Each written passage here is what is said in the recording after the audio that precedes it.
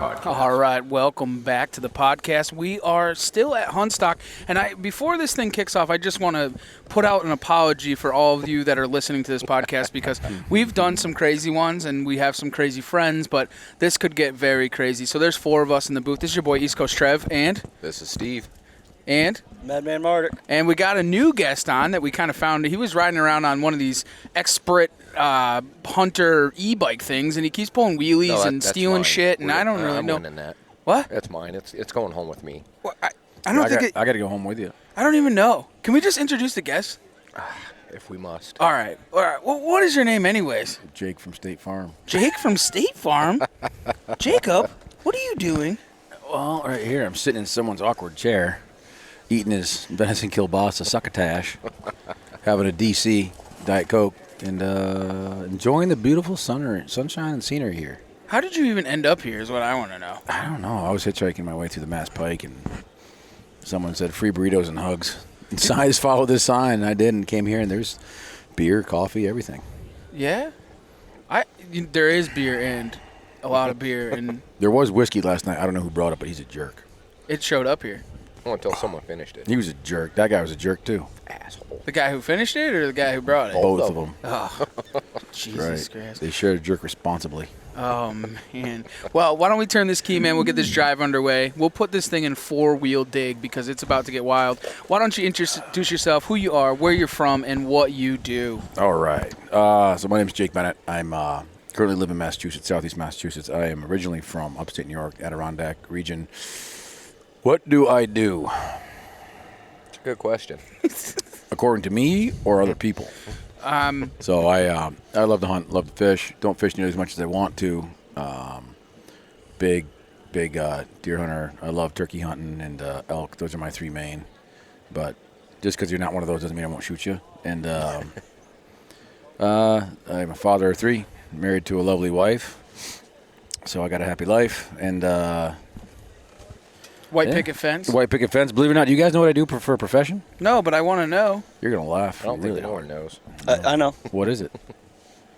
I thought I know. I'm a You're a nurse, no? I'm a hand model. Yeah. Yeah. No, I'm a male nurse. Yeah. I'm a Murse. You're a Murse. I'm a Murse. I'm You an can find ER. him on TikTok. I'm an ER nurse. You can find me on Tickle Talk and OnlyFans. Twitter, and OnlyFans. Yeah, Oh. I thought that you were a gynecologist. that's a hobby. Oh. Side job. Side job. Side boob. Side job. Only if that's where the injury is. But, well, I can't go further than that. There's always some sort of injury. Yeah, well, it happens, man. So what is your style of hunting, though? Because growing up and being in the Adirondacks, are you more of an urban hunter, suburban hunter, big woods? Like, what is your forte? Well, so I am technically a suburban hunter because that's where I live, and Right. I like to hunt. And I don't want to have to wait till weekends or whatever to drive out to non-suburbia. So me being nurse is not a mistake. I work 3 days a week. That gives me 4 days to be a mediocre father and a sub-average hunter. And live your best life. Live my best life. So I'm a suburban hunter. I grew up in northern central New York. My parents still live there, so I love going. I mean, it's my I love going out there. The deer are not nearly as big, but the scenery's great. It's good to be home, to go hunt with my dad, go rifle hunting out there. Massachusetts, I live where a lot of towns are mostly bow only, and I love bow hunting. I love bow hunting. It's in the towns that you can gun hunt in are pretty well hammered out. Mm-hmm. But my big drive these right now, everybody's like, "Oh man, you pumped for deer season? Got any trail cam pictures?" I'm like, "I don't even have a trail camera dusted off yet." Like, well, why not? I'm like, "Cause I leave in 20 days for Colorado." Is that your true love? Dude, if it didn't cost me a marriage, I would move to Gunnison, Colorado. Really? Love it. love it. What got you into the whole elk hunting in the West? I've always wanted to, and I've never deer hunted anywhere but the Northeast. I've never turkey hunted anywhere but the Northeast. Friend of mine is a professional hockey player for the Bruins.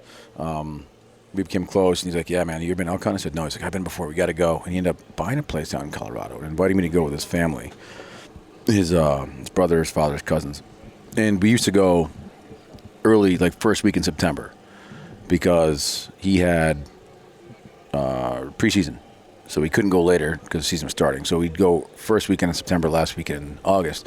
And you don't hear very many bugles, but we had some success. And then one year he's like, I can't go at all this year. So me and one of my best friends named Maurice, he's a doctor I worked with. He's really fit. He does 50-mile mountain races and stuff. It's kind of loco. We decided to make a trip. We went out there, and that was the first time we went in mid-September. And man, the bugles were off the chain. They were ripping. And the next year, same thing. And last year, we went to a different part of Colorado. We hit the Bugle Fest like a week early, so we didn't have that much luck. But we drew back to where we want to go this year. And everybody's like, you're psychotic. Like yesterday, show up here at Huntstock, unloaded my truck, threw my shoes on, got my shorts on. I went for a 2-mile run down the road. And people are like, what the hell's wrong with you? I was like, well, listen, it keeps me, when it wakes me up, keeps me clean, but I got to train because we don't do outfitters. We do DIY, you shoot it, pack it out yourself. Is that endurance training really pay the price? Help you? Yeah, you wouldn't believe how many people hit on me this week. But man, you look good. I'm like, thank you. It's the Coke. No. So yeah, it really, really does. And so I lift weights. And so people are like, when you start training for Colorado? I said, as soon as deer season's over in Massachusetts. January, I might take a month off, and then I tend to like bulk a little bit, lift heavier weights, and but come April or May, right towards the end of turkey season, that's when it's like boom on. I'm lifting 5 days a week. I'm either running or doing a 50-pound pack carry for 3 or 4 miles 3 days a week. So it shows, but also progressively for the last 3 years, my endurance has gotten better and better and better. Mm-hmm. I remember last year doing a 3-mile, 60-pound pack carry. I'd have to stop 6 or 7 times using trekking poles. Now I can just rip right through it. No pauses. So keeping it's weird. I hate to be, those guys that are like, tons of respect. Like, you guys know Elk Shape? Oh, yeah. That dude's an animal. Like, Cam Haines, animal. Like, dude, he runs like 100-mile mountain races. I was like, shit, my feet would fall off. I'm too fat for that. Yeah, that's... But, looking at those guys is awesome. But there's also these guys who are like, health nuts, you got to do this. I'm not like that. But you when you do start training and being more fit and you get in the woods, it does make a difference. You sneak better, your stalks are better, you can stay on a track longer, you can drag better. I won't say it makes you a better lover, but I'm assuming I'll put that theory to the test someday. The endurance will stay there, I know that. Yeah, well, I hope so. I hope so. At least it won't get worse. Yeah. That, and this has helped my OnlyFans page big time. Yeah? Oh, yeah, big time. When you're Mursing? Mursing. Sometimes I'll put one of them pillbox hats on. Do you wear a fanny pack? Because that fanny packs are coming back. I mean, that's it is a European handbag. Yeah. Is that what it is? That's only if you wear it over your shoulder. This is true. Otherwise, it's a satchel. And Indiana Jones had one, and he was fucking cool.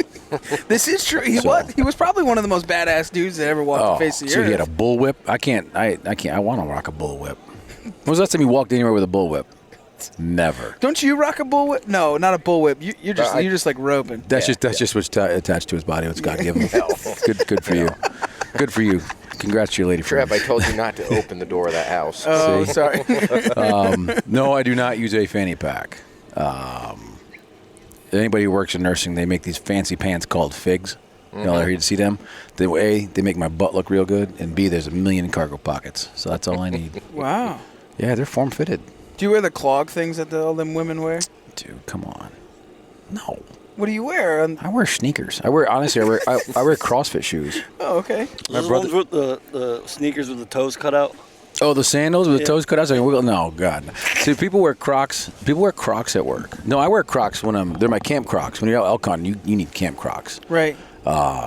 Just to take a break from the pounding. But I see people wearing Crocs at work. I'm like, there's holes in them things. I work in the ER. I'm like, people are going to puke, bleed, or poop through those things. People wear Danskos, little clogs. Yeah, the clog things. That's you ever see anybody walking those things? Looks like they're trying to hold a dollar bill between their butt crack when they're walking. Yeah. No, I don't wear those. I just wear regular CrossFit shoes that I got from my brother-in-law. What made you become a nurse, though? Like, what in your mind was like, I just really need to do that? Still trying to figure it out. The will to want to help man? Question mark? No. Because he gets 4 days a week off. To be honest, yeah, I get 4 days a week off. I can hunt. honestly, I've always been involved with healthcare. My mom and dad worked in healthcare. My dad was a radiographer, did ultrasounds. My mom worked in, eye clinic and did all sorts of stuff. I've always liked it. Emergency medicine. I was always constantly getting knocked out and getting concussed playing sports in college and this and that. And so you always kind of learn some things. And I actually got my first degree in pre-med and then realized there's no way in hell I want to be a doctor, nor was I smart enough, nor could I afford the insurance. So I started working at Mass General Hospital as an MA and loved the idea of being a nurse, and then fell in love with emergency nursing. And I'm not upset about it. I guess I enjoy my work. I think not at all. Not even talking shit on it, but I think I think it's kind of a great thing and a great skill to know. I mean, especially when you're doing some of those crazy backcountry hunting and some of those other things. I mean, knowing that the medical side of it, if something was to go south, I mean, you hear of these lot of horror stories or things that happen, and to sort of have some type of background and be in camp with that is probably. Well, I go with the doctor. He's an ER doc. I've seen, props off to my buddy Maurice, because we used to work together and same patients, this and that. I've seen that guy save some lives. It's like, all right, you're smart, you're good, you know what you're doing. He's amazing. Last elk we got, I was cutting up and packing, I put a flay knife right through the webbing on my thumb right here. Oh, jeez. You know what I was doing? I was trying to get the ivories out. I'm sitting up in there and then went right through the elk's lip into my hand. I'm like, oh, well, that sucks. That's not good. And we're about 3 miles from where we need to be. And, he's like, I got you. He got out a roll of electrical tape, just wrapped it up real tight. He's like, there's some pressure on that. Take that off in a few minutes. I said, all right.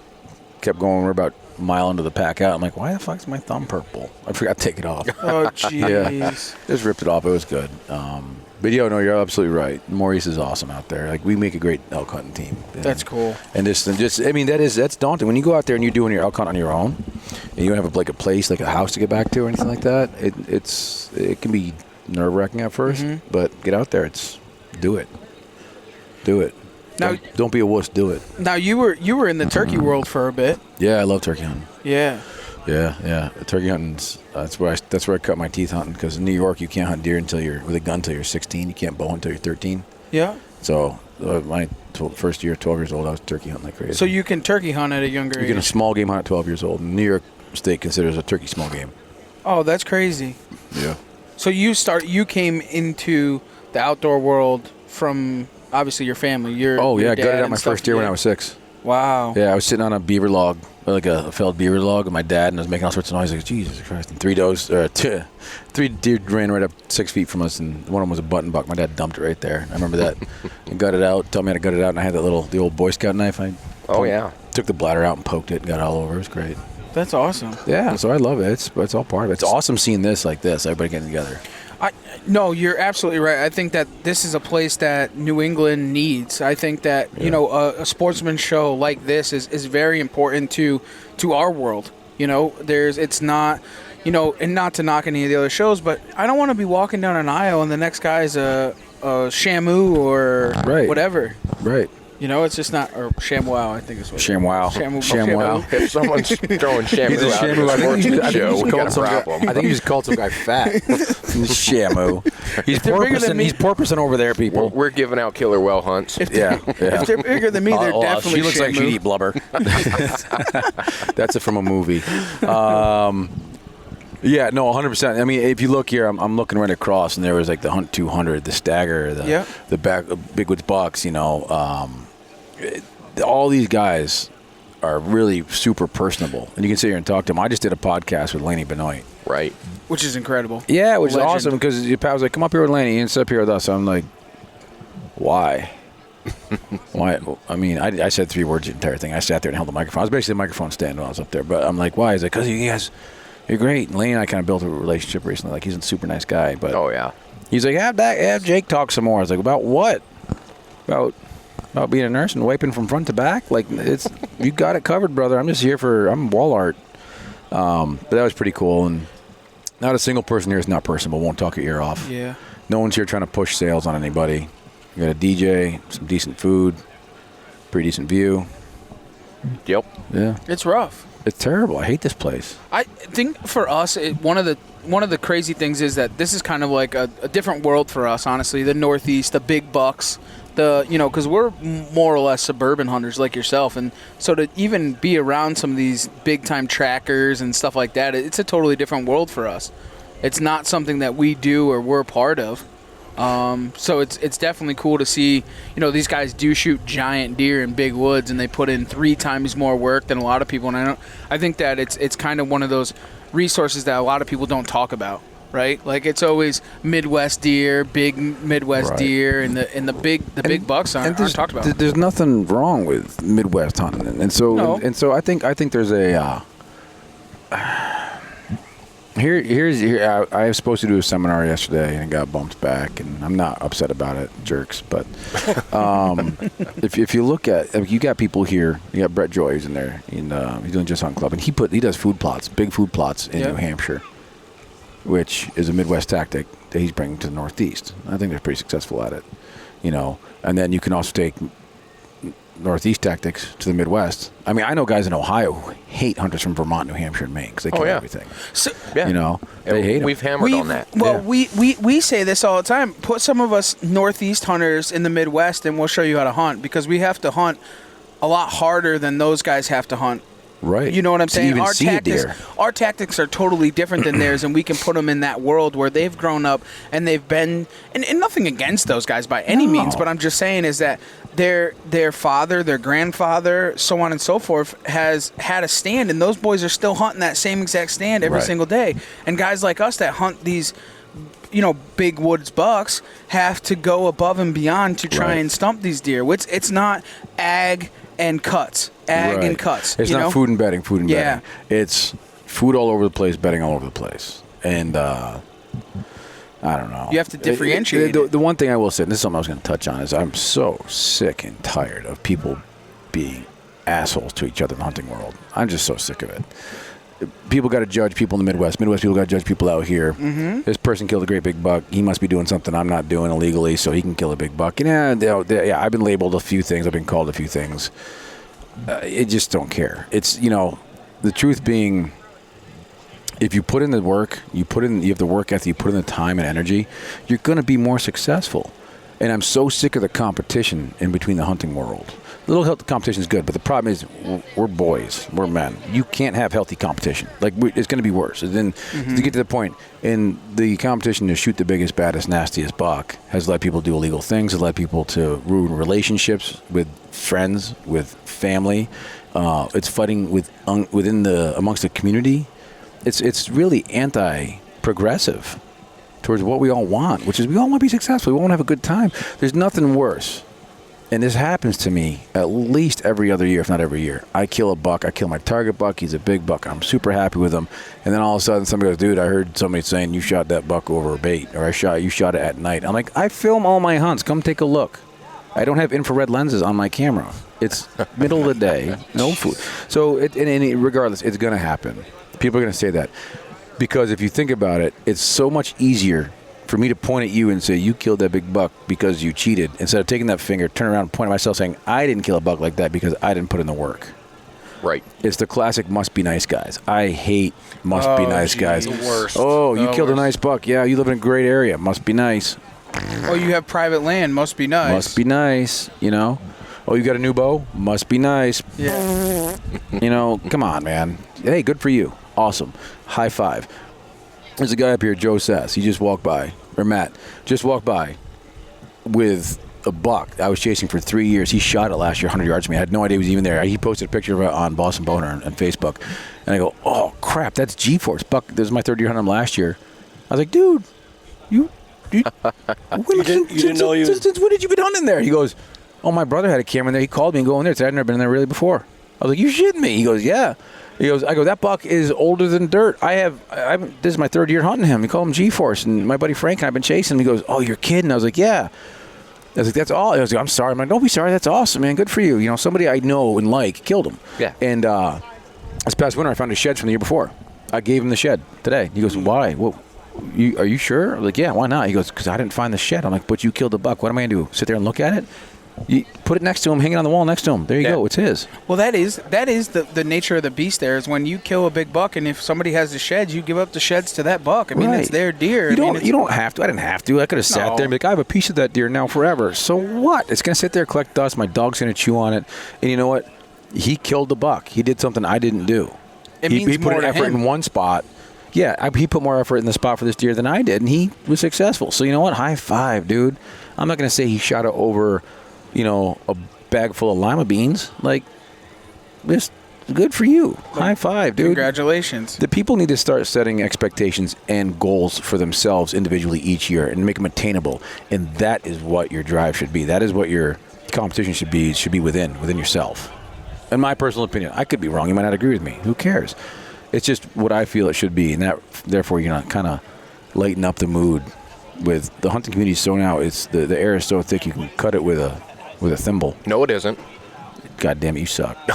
No, but it's Hey, Pat Burns. That's exactly it. Oh, you see, he's famous. Pat Burns is famous, right? He shot this buck called the electric buck. I don't know if you've ever heard of it.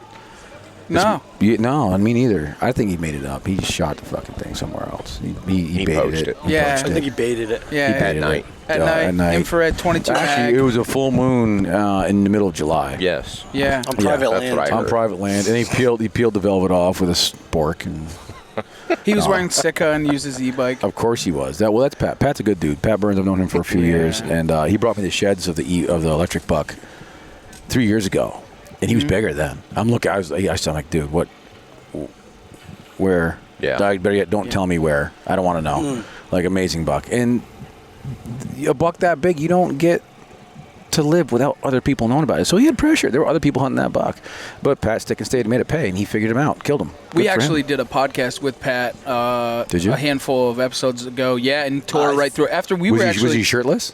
no, I mean, he might as Thank well God, have been. because but, he's shaped like a zucchini. yeah. No, I'm just kidding. He's a great guy. No, so that he took us through the hunt. I think we were probably one of the first podcasts think it to was do the with first, him. yeah. After he had killed that deer, but going back on what you were saying, I mean, 110%.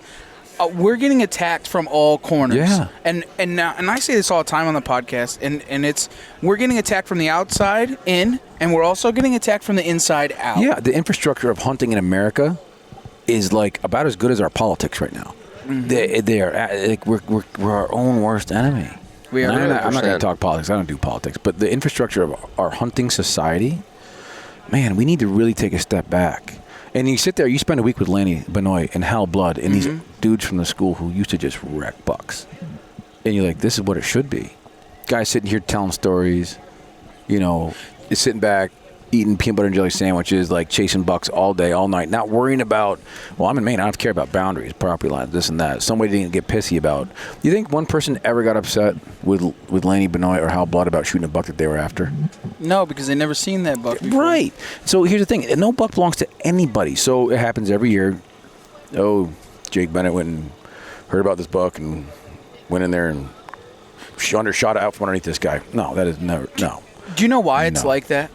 Because what happens is cell cameras. Cell cameras. Not even yeah. cell That- cameras. or regular cameras in cameras. general. Yeah. Cameras That's in fine. general, they ruin it, Oh, and it's yeah. now it's wired in your mind. A gentleman had stopped by, and we had this conversation not too long ago, and during this event, and we were talking about how when you have a picture of that buck, now you have a direct connection with that deer. If You build a go to- relationship with it. if you go and hunt that buck and you see him a couple of times, you're slowly starting to build that relationship and that connection with that deer. When you have a cell camera or a handful of cell cameras, now you have a direct, intimate Right. connection with that deer. Now you think, my deer. How many times do you hear people It's my say, deer. my deer, my deer, Killed my my deer? deer, killed my deer. That's not your deer. It was never your deer. Right. And so this happened last year. I lost a good friend. I can't even count how many friends. Like maybe in things that I sit back now, she's like, maybe it's me. Maybe I'm an a-hole. Maybe I'm doing this and that. But my real true good friends are like, no, man. I killed a buck this past year. That was nice, 4 or 5 year old buck, 139-inch 8-pointer, beautiful. And I had run cameras. I picked this buck. This is one buck I wanted. I called him Pretty Boy because he was just gorgeous, perfect coat, no scratches, no tick marks, no nothing on him, and a very clean, no broken tines, nothing.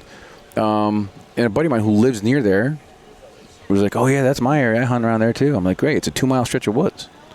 I'm like, and I got permission. And he's like, all right, yeah, just don't tell too many people about it. I'm like, don't tell too many people. There's 20. I counted 20 people on quad hunting last week, like on my cameras. There are so many people on this piece of woods. The following week, I killed the buck.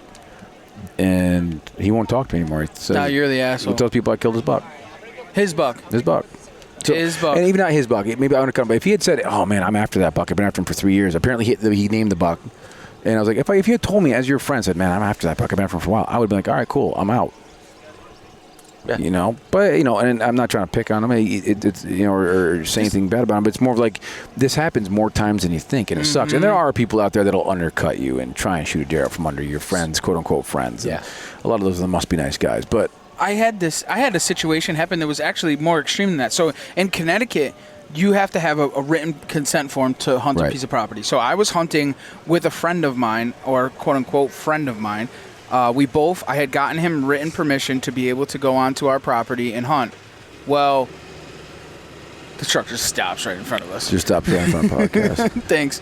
So thanks for the carbon monoxide. So anyway, so we both have written permission because I wanted him to come and hunt with us, and so he comes and he hunts with us. Well, we end up getting a good buck on camera. Well, guess what? He ends up going and literally fucking, when I wasn't there, knew I wasn't there, went in there hunting that deer. I had drove by the property and saw that his truck was in there, and one of the rules was we can go together, but the landowner asked that I was there no matter what. Right. He went in there trying to hunt that freaking deer. So I had confronted him about it, and I said to him, I said, hey man, what the hell, dude? I drove by and your truck was in the lot.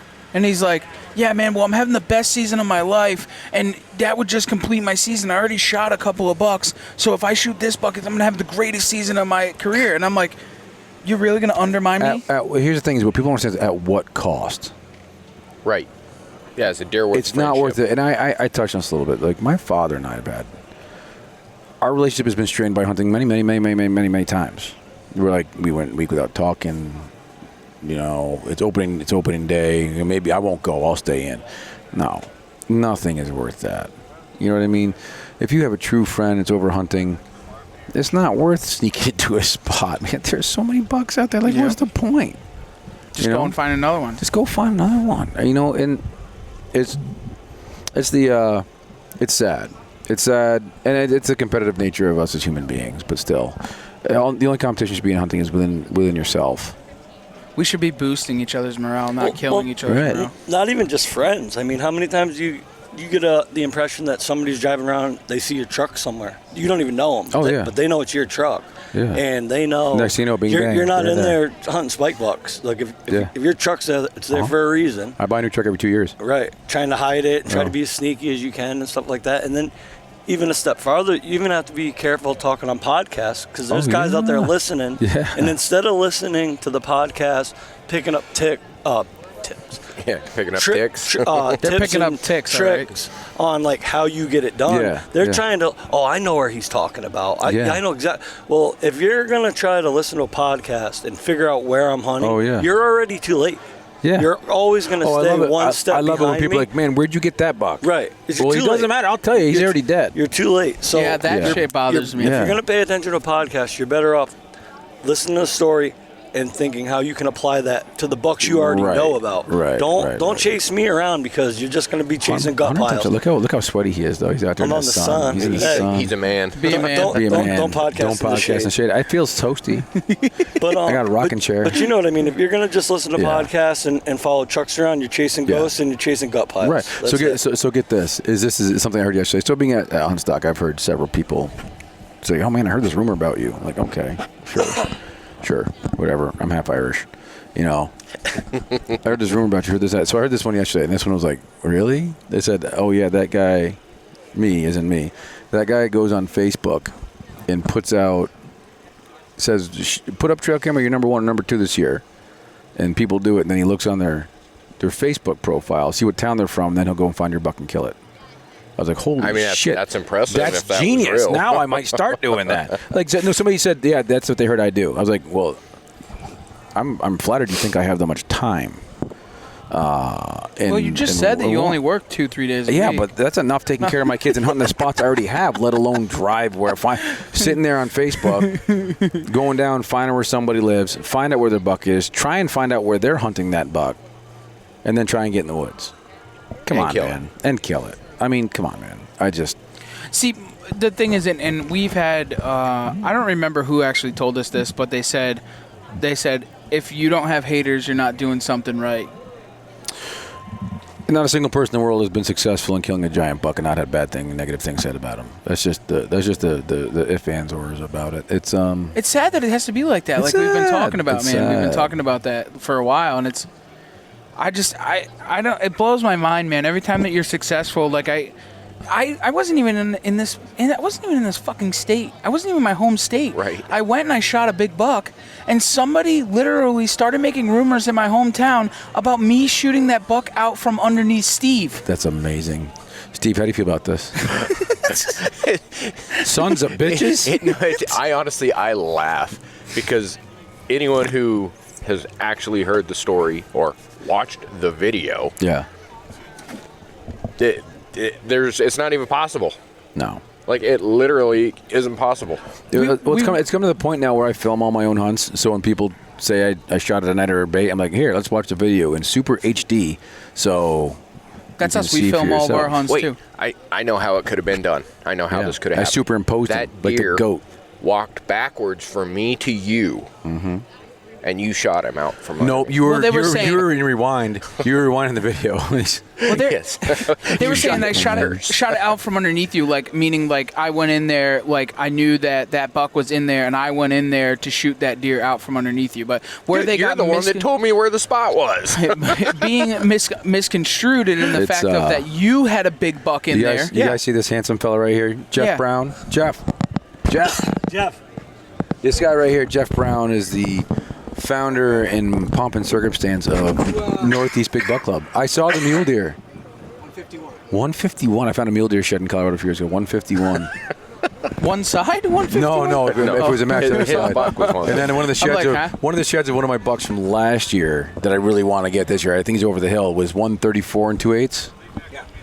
And he definitely went downhill, but he's massive. He's big. He's top of the list this year, I think. He's going to be top 5. That big muley shed Jimmy had like one. Oh, yeah. You guys ever hear Jim Lavasser? No. So he doesn't like to wear sleeves. He's a big guy walking around here. I think I've seen him. He had that. He shot an 8-pointer last year with his bow that weighed 248 and scored 157 as an 248. Does he have guys that talk shit about him? Yes. Oh yeah, constantly. See, this really? So this is what we're talking about. So Jeff Brown and Jeff's a very close friend. I've known him for 15 years. And that Jeff knows because he sees the biggest of the biggest bucks come through, state records, this and that, and he hears everything. Oh yeah, that buck was shot with a spotlight with corn. Like he knows so he knows the struggle. Saying like what people will say. It's really a shame. We're talking about how the infrastructure of hunting is really in ruins right now. To me, it's like the rest of social media. It's a very small number of people who have a platform. Yeah. And they just say bad shit. Yeah. Man. 99% of hunters are good guys. They don't talk crap about anybody. Right. Well, I mean, 99% is a pretty big number. I'm an optimist. Yeah. Well, I mean, look, I hang around with you. Yeah. This is very true. You're very tolerant. One of my things with social media and all these platforms is.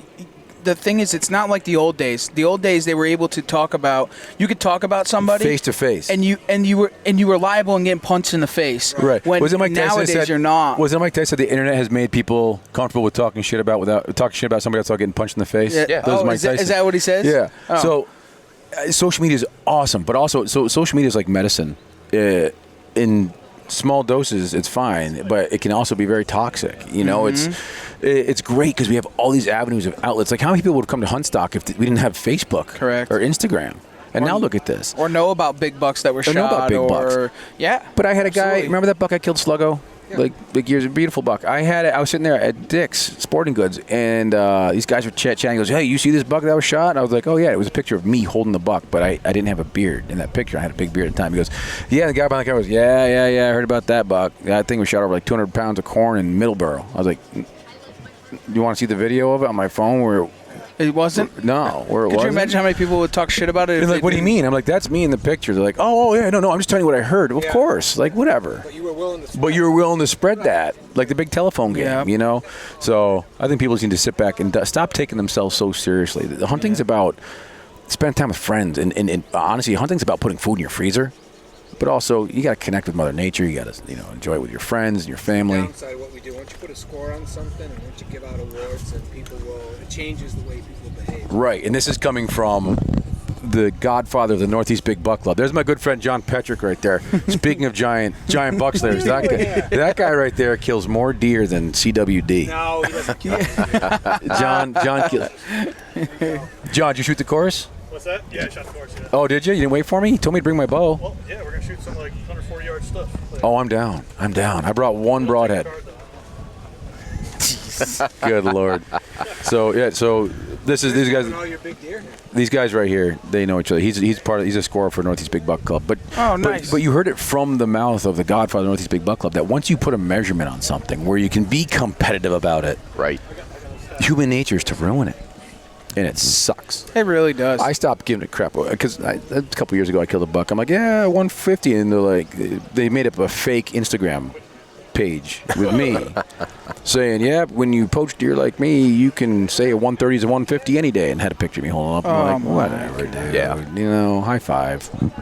High five for your ingenuity. See you later, boys. Hey, see you guys. Thanks Enjoy. for stopping by. John, let me know when you're launching some arrows. We'll figure it out. John's a great dude. I love being in shows podcasting. Oh, It's you guys probably got to one of my come. The favorite Boston Bowhunter Barbecue every year. We have a steel deer competition, and it's like a 6-inch circle. I've won me some of them. We're familiar. He won at 80 yards. Really? Oh yeah. What was it? Because when he shoots, he puts We his were at finger behind his. He puts his 92 thumb last behind his neck like this when he shoots. And he's. That's how I shoot. He dropped. I don't even shoot. I don't even hunt. I quit years ago. I think I was at. I don't think I was. I wasn't at 80. I think it was maybe 60 or 50 or something like when that. you hit the eye. Over a pond. Right now I'm primed for elk. I've been training, and the biggest thing is training, running, and then shooting right after and doing cold shots. And Yeah, that's a new thing. A lot of people do cold that. shots. Yeah. Because how many times you have to practice before you get in a tree? realistic. It's realistic. Yeah. So right now I'm in a 4-inch group of 80 Holy yards. shit! Look at that shed, dude. Is that a shed? Come on over here, bud. That's a giant shed. I feel like I know that deer. I think I know that deer. I got that buck Is it- on trail camera. Is that a New England deer? Central Mass. Really? 4N, 4S? 8's good too. Wow. Man, there's some giant bucks. You just released that to 100,000 people. No, just kidding. 1, 2, 3, 4, 5, 6, Wow. 7. I can't See, count. this is the much great thing about past being 7. at shows and podcasting. Whoa, 174, 173 and a half. Oh my god. Which I believe he's got to have 24-inch beams. So if it has a completely symmetrical side, which I that's what it guarantee would that be. buck does not have a symmetrical side. 173 and 4/8. The other side's a 5. The other side's a 5. my Man, so Lord. that's still 165 plus. 160. Wow. That's incredible antler, man. That's awesome. Thanks for letting us play with it. This morning I found it. Gee. Oh, and the Merry deer's still Christmas. alive. Christmas. That's a Christmas no, present. it's still deer season in Christmas here. Oh, jeez. I would still Oh, shot because you him. don't end until the 30. I still would have shot his ass and used a doe tag. Wow. I never found the other side. Jeez. Matt, That's incredible, man. you gonna go find out what that buck scores? I'm going right now. Jeez. There you go. What do you know, I'm calling- everybody? So Jeez, this he's just, like, calling this everybody is Matt in. Sass at the time, but he shot the buck 100 yards from me last year that I was chasing for 3 years. Oh, I gave him the nice. shed yesterday. Him and his brother are buck slayers, and they hunt the exact same spots I do. And we share. Does that make you a buck slayer? No, because I don't kill them. They Oh. do. Just follow him around. Yeah, they. So the thing, Oh, you're that He, guy. fi- he Truth be finds them and you told, kill him. truth be Just get told, 100 we have a yards mutual away. friend, Carl Clark, and Carl's like, "Man, look at this buck Joe killed." And I'm like, "Yep." He goes, "Come on, show me the trail cam picture." I'm like, "I got pictures of him yesterday." And send it to him. We know the same bucks. We hunt the same areas, but you know what? These guys We've never bumped into each other until this weekend. never. This is the first time we met this Really? weekend, but we've talked online. We've called each other. I offered to drag the bucks out. I found the shed that the buck killed last year. I gave it to him today. And to be honest with you, Traded him a though, bottle this of is what a hunting relationship should be. He did. He gave me a bottle of whiskey. That's I told him he the didn't way have that to. the community But that's how it should be. These guys right here, Sure. if I'm on a big buck in the same piece of woods, I'm like, "Hey, dude, you see the buck that came through last week?" He's like, "No, why?" Boom, I'll send a picture. He goes, "Dude, we just got pictures of it yesterday." And so the hunting relationship there, I'm not in competition with you guys. No. Dude, he killed a buck. I was like, his brother killed a buck I called Candlestick. That deer was older than Jesus. You know what the problem is? That deer, I think he was like 12 and a half years old. I had been hunting for so long, but it got to the point where I was so sick and tired of hunting them. There went years where I didn't hunt them. I was like, I got pictures of him again in the daylight. I'm like, I am not going after Candlestick. And he killed him, and his main beams go out, and they freaking paddle out like this, like banana peels. And they're thick and massive old buck. That meat probably tasted like crap.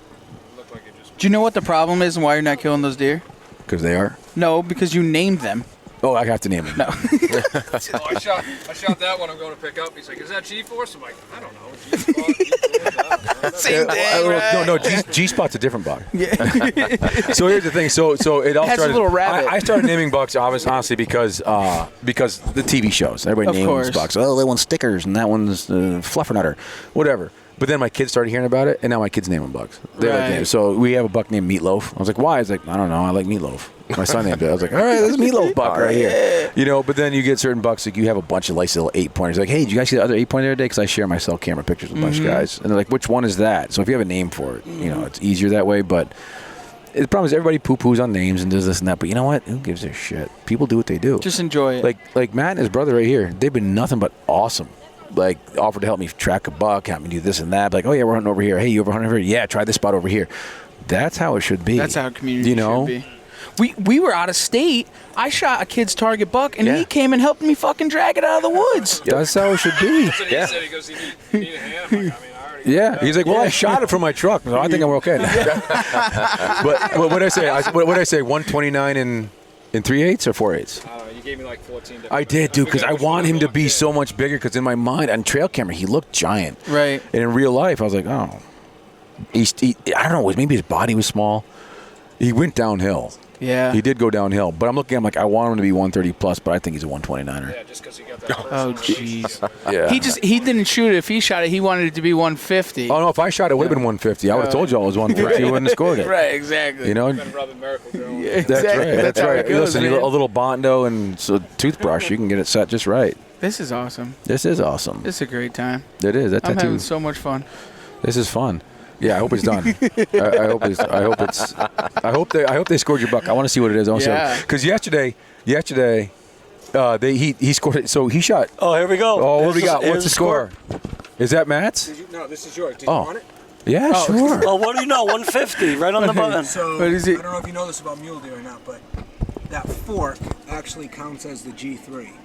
Really? On a whitetail, that'd be an abnormal point, but on a mule deer, that's the G3. Okay. So that's why you had a 14-inch and a 6.5 was 14-inch G2. that was the fork. Man, And then on the circumferences, which is kind of weird. they're small. Well, on the third circumference, it's actually, so you know the spine before the fork? Yeah. That's the third circumference. Oh, you're The main kidding. beam. So you don't go out the main beam. So that's considered the G3. Yeah. So okay, that I just makes wanted to sense. explain it to you in case you looked at it. That's what's Oh man, that's still pretty awesome. Yeah. That's pretty awesome. I was gonna say, did you score the buck you just bought in yet? Oh my God, you scored so many deer. No, Jeff, he just dropped it You're off. gonna have to check it out. I found we were hunting the same buck, and I found the shed too, and I gave it to him today. So the shed, I think the shed's definitely bigger than he was last year. Which shed? No, No, I didn't bring the you shed. didn't bring the shed. Yeah. Shed's chewed up, just the bug. Well, let us know what it is. Yeah, we're For going to sure. hear about it. For sure. Thank you, Jeff. Appreciate you, buddy. I'll come see you in a little bit. Well, man, I think it's been a pretty wild ride. It's been a wild ride, man. This is like Woodstock, but without the fire. Well, I mean, that's what Huntstock's all about. So I'm from New York. We went to that. We went to Woodstock out there in Albany. Did you before it lit on fire? The day Oh, before. 99? The day before. That's Lee, New York is only 45 minutes from where I live, and my dad grew up right there at the Lee Air Force Base, well, Griffiths Air Force Yeah, Base. they burned that place to the ground. Oh, so the 99, the summer before, I played my state championship baseball game on the Lee Air Force Base baseball field in that summer. It doesn't exist no more. Nope. Jeez. God damn you, Pantera. Well, these things happen. Yeah. Well, man, I got one last question to you before we rock this thing right into the ground. Brunettes. Okay, perfect. That's exactly what we needed. Fair Oh, enough. you fair guys, enough, fair now enough. you know. He likes Now you brunettes. know. Yeah. You look more like a blonde kind of guy. I am. My wife's blonde. All my Yeah, girlfriends have see, always been told blonde. you. I knew Yeah. it. I knew it. I can tell, man. I had to try and shock and awe I someone. can tell a man by his boots. What do I know? I'm just a liar. I'm just a liar and a poacher. Yeah, well, it happens. That's what the community seems to say, and that's I Hey, might believe them. they're usually right. Yeah, well, this happens. That's right. So, Jacob, I want to ask you one last question, man, and that's what drives you outdoors? What drives me outdoors? Man, everything. Everything drives me outdoors. It's my kids are obviously the most important thing in my life, my family. And that is the only thing that'll ever keep me inside during deer season is for my wife and kids, my family.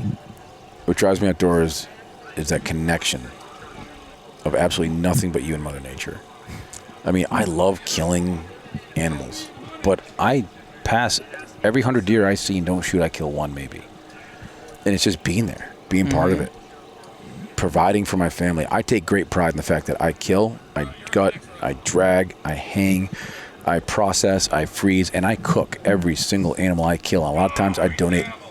A lot of times I donate meat to friends of mine who don't hunt. Like, this is so good. I'm like, this is so much. You know how much money you save in protein shakes by eating venison 3 days a week? You know, it's awesome. So there's obviously the food benefits, the connection with Mother Nature, but also in my line of work, unfortunately, we see some pretty bad shit. Right. You know, I mean, I'm not saying firemen and police officers, LEOs, they see terrible shit. They bring us terrible shit. We all see bad things. So we see some bad things, and a lot of my therapy, obviously, you guys have probably figured out by now, I have pretty severe ADHD. I don't take any medicine for it. My medicine is Mother Nature. Like, that's my church. That's my church. It's my therapy. It's all said in one. There was one time, I'll tell you this one story real quick before we end here, and it was a really sad scenario. I had a 3-month-old baby that died. And we worked pretty hard to make that not happen. Unfortunately, the cards were written. And that day, that night, I worked overnight, came home at 7 o'clock, saw my wife, had a glass of whiskey. Chest was wrong, cried a little bit. I'm fine. Went to bed, woke up. I was like, I'm going to go hunting. I climbed my tree stand in a spot where I had just some decent bucks running around. And I remember just sitting there, 25 feet up. And the sun started to set. And I looked over at my bow, and it wasn't there. I was like, where is it? I never pulled it up. It was sitting on the ground the whole time. The whole time. My bow was just laying on the ground. I was like, this is the therapy I needed today. Yep. You know, you're no closer to God than when you're 25 feet up in a tree. And you don't have to believe in God. I'm not a big believer, and I'm not a believer. I believe in all religion, just not one specific. But there's something. Yeah. And you're never closer than when you're romping around in Mother Nature's playground. Mm-hmm. You know, so that's a big thing for me. That's 100%. absolutely huge. Yeah. I mean, on the last show we got, it's very similar. It's that heartfelt connection. Yeah. And when you share it with somebody, it becomes special. Yeah. When you share it with your parents, but like your friend, you have somebody take out gun with the first time and you kill a big buck or any deer with that person, that's a memory, and now your friendship's solid until they steal your hunting spot. All right. Well, if you dare, or if anyone listening dares, where can they find you? How can they follow you? Oh, I don't know if I want to do that. Yeah. Well, I mean, technically, in your line of work, maybe they don't want to meet you. I eat a lot of protein, so you don't want to follow me anywhere. You can follow me on the Instajizzle, on the Instagram, J_Ben, BENRN. That works. I had to change it because somebody made a fake Instagram one. Are you on TikTok? I am not on TikTok. Oh man, you're missing out on OnlyFans. Well, you're probably getting too much trouble, guy like On you. OnlyFans, it's J-Ben. My name. No, OnlyFans, it's the sphincterdestroyer.com. No, I'm on the interwebs. I'm on the face talk and the. You got any videos out? You got any YouTubers? So yeah, if you guys want to go on YouTube, nothing more recent. I might be doing some filming with the guys from Anchor Point East Productions. Is that Thunder? No, it's the wind bouncing in. Oh, all right. And then I used to film. I did a little show called Sea Bucks. You guys take a look into that. Look on YouTube. It was a film I did with the guys who are just now from Just Hunt Club and the Altmans from Maine about Northeast hunting, Massachusetts, and families of these guys who are pretty successful. And I did a little bit with Just Hunt Club, and they got some old school stuff, some new school stuff, some crappy stuff, mostly crappy stuff. Watch it anyway. I'm on YouTube. I'm on Vimeo, Tinder, all of that. Good. Yeah.